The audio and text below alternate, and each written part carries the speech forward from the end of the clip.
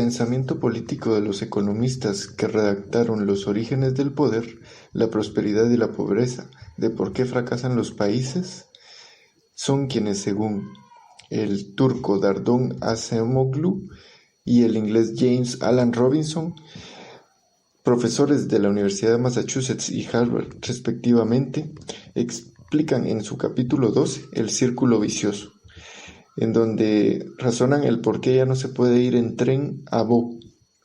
Este capítulo es en donde nos razonan la historia de Sierra Leona y el por qué su capital, Freetown, como colonia británica, fue un área de fines del siglo XVIII para esclavos liberados y que a mediados del siglo XIX se convirtió en pequeños influencias de reinos del interior que ampliaron su control territorial con el apoyo de tratados británicos.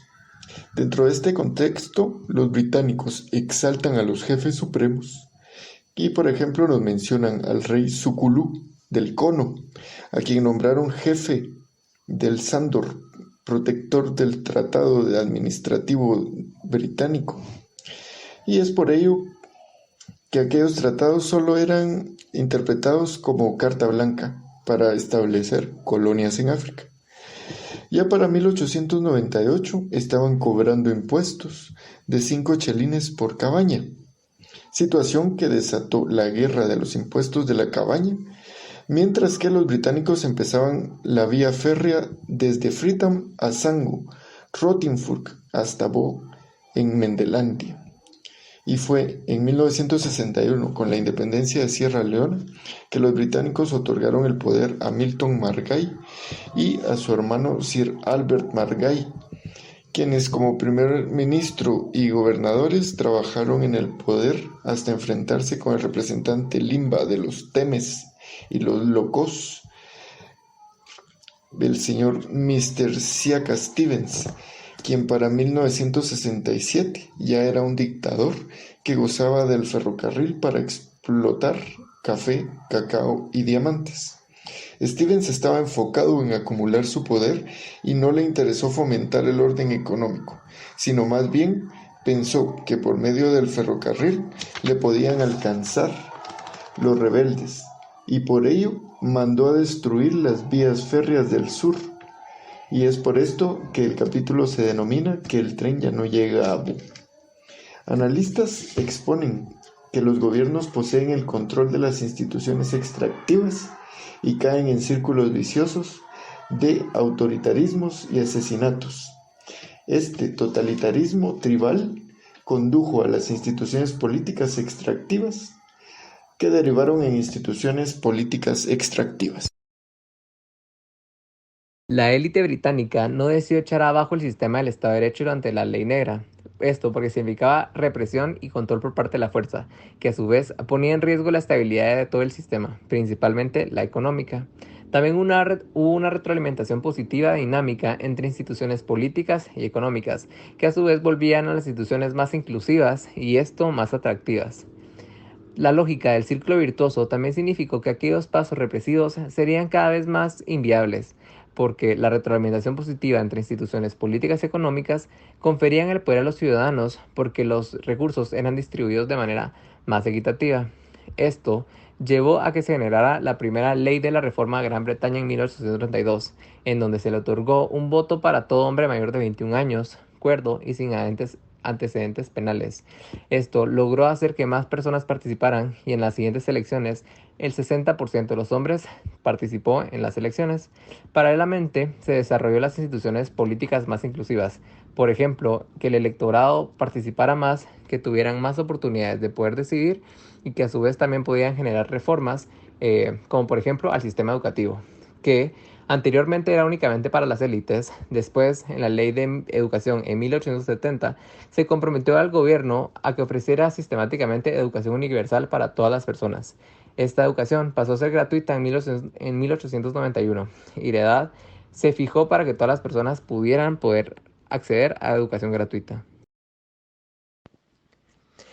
Las políticas de retroalimentación que se basaban en el círculo virtuoso tuvieron un gran impacto también, por ejemplo, en Estados Unidos, que para el siglo XIX todos los hombres blancos ya podían votar, aunque no lo podían hacer las mujeres ni los negros.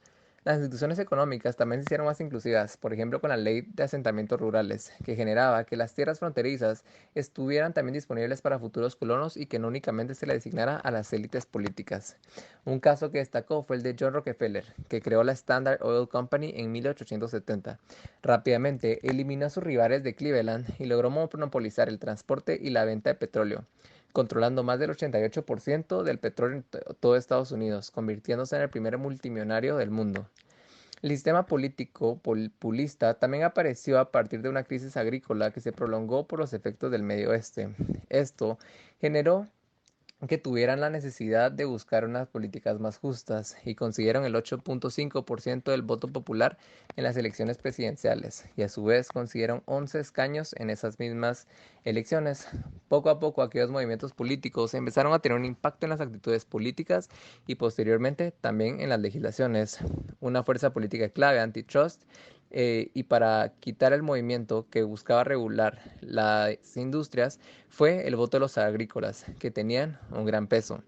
Después de la caída del movimiento populista, de sus cenizas se redujeron únicamente para apoyar a los demócratas, hasta que llegaron los progresistas, un movimiento de reforma heterogéneo que se preocupaba por estas mismas cuestiones. El movimiento progresista iniciaba buscando que las personas pudieran optar por una mejora social, que se buscara salvar el mundo de los negocios del delito y que se quitara toda entidad política que tuviera corrupción. Se propuso que el Congreso estableciera un organismo federal para poder investigar los asuntos de grandes corporaciones y, si era necesario, que pudieran utilizar la Constitución y que se les pudiera sancionar. En el apogeo de las reformas progresistas llegó la elección de Woodrow Wilson, que escribió un libro, The New Freedom, en el que hablaba que los monopolios todavía persistían y que siempre se querrá sentar un timón dentro del gobierno para poder controlar a la economía.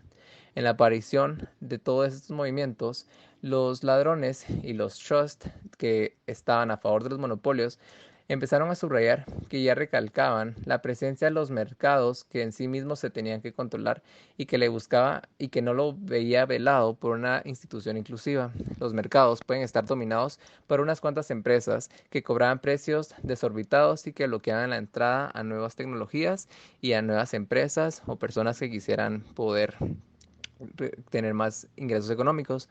La reacción de los trusts de los monopolios también ilustra que cuando las instituciones políticas son inclusivas, crean una fuerza que contrarresta el movimiento que aleja a los mercados inclusivos. Los trusts están a favor de los monopolios y los demás movimientos políticos buscaban poder eliminarlos.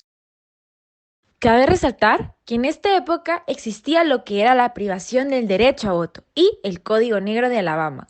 En resumen, una vía distinta entre negros y blancos. En este momento gobernaban los políticos sureños que velaban por sus intereses, principalmente sobre la mano negra. Esta misma actitud provocó falta de desarrollo. Las instituciones extractivas del sur de Estados Unidos se basaban en el poder terrateniente, agricultura y mano de obra de suelos bajos. Esto se desmorona después de la Segunda Guerra Mundial y por el movimiento de derechos civiles. El círculo vicioso se basa en la riqueza económica y el poder que compra poder político. Esto provoca carencia de desarrollo social y económico. Un ejemplo es el de Derg, quien va eliminando esas instituciones extractivas. Este empieza a nacionalizar la propiedad a través de los terrenos urbanos y propiedad privada. Asimismo, tenemos ejemplos como lo fue Haile Selassie y Mengistu, que demuestran el patrón del círculo vicioso, denominada como ley de hierro de la oligarquía, refiriéndose a que se crean organizaciones jerárquicas que se mantienen en el mismo grupo de poder y en nuevos. Después de gobiernos en temas de corrupción uno peor que el anterior, se llegaba a la conclusión que la historia se repetía. Mengistu consideró que la hambruna era una herramienta política para minimizar fuerza del adversario. Es por esto que la esencia de la ley de hierro de la oligarquía es relacionada con el círculo vicioso, debido a que los nuevos líderes derrocan a los viejos aportando nuevas propuestas que terminan siendo lo mismo. Para esto existen tres factores que permiten la aparición de instituciones políticas más inclusivas. Como primer punto, nuevos comerciantes y hombres de negocios. 2. Naturaleza de amplia coalición. Y Y 3, creación de marco en el cual los regímenes nuevos sean más inclusivos para desarrollar. Como conclusiones, podemos determinar que los círculos viciosos son aquellas actitudes que no se catalogan solo como tragedia, sino como farsa. Sin embargo, es importante reconocer que los círculos viciosos hacen que persistan instituciones inclusivas, así como fuerzas poderosas dirigidas a perpetuar las instituciones extractivas. El proceso del círculo vicioso es evidente en la persistencia de la economía, como lo fue en el ejemplo de las plantaciones del sur en Estados Unidos, debido a que la esclavitud era la base de la economía de las plantaciones. Esta fue abolida. Es en este momento en el cual se ejemplifica el círculo vicioso, al pasar a tener igualdad de derechos políticos y económicos. La lógica del círculo vicioso, en resumen, son las instituciones políticas extractivas que crean pocos límites al ejercicio del poder y las instituciones económicas extractivas que implican que se pueden lograr grandes beneficios y riquezas con el mejor